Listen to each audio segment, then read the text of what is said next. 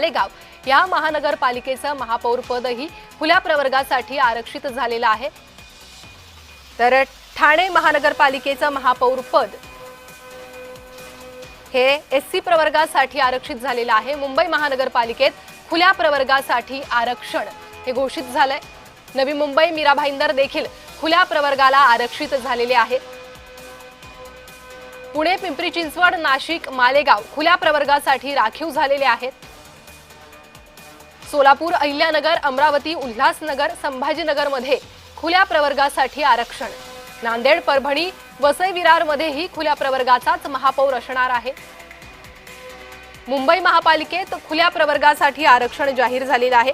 ज्या महापालिकेची सर्वाधिक चर्चा होती, ज्या महानगरपालिकेच्या महापौर पदाच्या आरक्षणाकडे सर्वांच्याच नजरा लागल्या होत्या, ती मुंबई महानगरपालिका।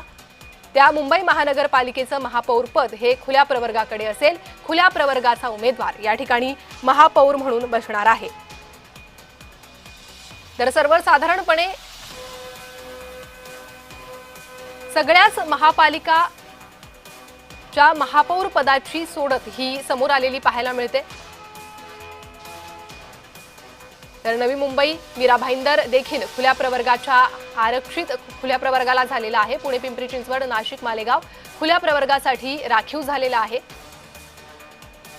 सोलापूर अहिल्यानगर अमरावती उल्हासनगर संभाजीनगर मध्ये खुल्या प्रवर्गाचा महापौर बसेल। सोबतच नांदेड परभणी वसई विरार मध्येही खुल्या प्रवर्गाचा महापौर बसणार आहे। ठाण्यात एससी प्रवर्गासाठी आरक्षण सुटलेलं आहे।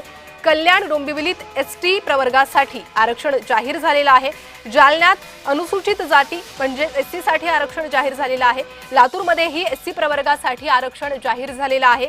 पनवेलमध्ये ओबीसी, इचलकरंजीत ओबीसी, जळगावमध्ये ओबीसी महिला, चंद्रपुरात ओबीसी महिला, कोल्हापूरमध्ये ओबीसी, संभाजीनगरमध्ये खुल्या प्रवर्गासाठी आरक्षण जाहीर झालेलं आहे। अकोल्यात महिला ओबीसी पदासाठी हे आरक्षण सुटलेलं आहे।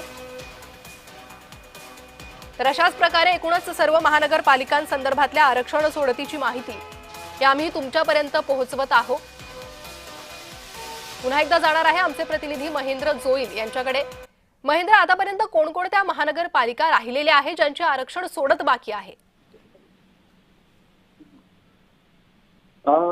अद्याप जी आता माहिती आली त्यामुळे एकूण 17 महानगरपालिकेच्या सोडत आहेत। त्या 17 पैकी 9 ठिकाणी जो तो महिला महापौर पाहायला मिळणार आहे। त्यात अमरावती, छत्रपती संभाजीनगर, धुळे, नवी मुंबई ज्या आहेत त्या नागपूर, नाशिक, परभणी, पुणे, मुंबई, मालेगाव, मीरा भाईंदर, वसई विरार, सांगली, मिरज, कुपवाडा या ठिकाणी जे आहेत ते या सोडत ज्या आहेत त्या पूर्ण झालेल्या आहेत। अगदी महेंद्र, तुम्ही सांगितल्याप्रमाणे अनेक महानगरपालिकांवर महिला राज दिसून येऊ शकतो। नक्कीच महिला राज हा अनेक महानगरपालिकेवरून दिसू शकतो। मुंबई महानगरपालिकेवरही महिला राज असू शकतं, कारण महिलांचं प्रमाण जे आहे ते जास्त आहे आणि महिलाही जास्त प्रमाणात निवडून आलेल्या आहेत। त्यामुळे एकंदरीत मुंबई महाराष्ट्रातल्या या नगरपालिकेमध्ये महिला राज हे आता आहे किंवा असू शकतं असंही आपण म्हणू शकतो। अगदी महेंद्र, आपण जर पाहिलं तर अनेक हे महानगरपालिकेचे महापौर पद महिलेसाठी जर आरक्षित झाले, अनेक प्रतिष्ठित उमेदवारांना किंवा आपण म्हणू शकतो की इच्छुकांना यामुळे धक्का बसलेला आहे, कारण महिला प्रवर्गासाठी हे आरक्षण जाहीर झालेलं आहे। नक्कीच एकंदरीत खूप नगरसेवक आहेत जे या पदासाठी शर्यतीत आहेत असं स्वतःला समजत होते। अशा लोकांना हा एक धक्काच म्हणू शकतो।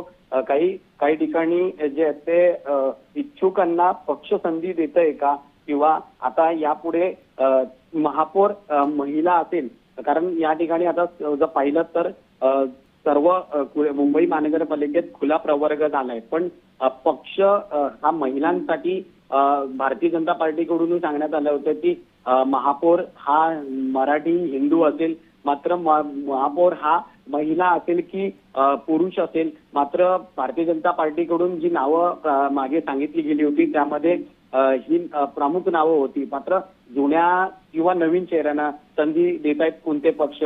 मुंबई महापालिकेमध्ये भारतीय जनता पार्टी कोणाला संधी देते हेच पाहण्याचा महत्वाचं असणार आहे। मात्र ओपन मध्ये आल्यानंतर पुरुष किंवा महिला ही सोडत अद्याप बाकी आहे, त्यामुळे पुरुष की महिला हे क्लिअर थोड्या वेळातच होईल आता. अगदी महेंद्र, पुन्हा एकदा तुमच्याकडे येते. सध्या आपल्यापर्यंत अनेक महानगरपालिकांचे हे घोषित झालेले पद समोर येत आहे.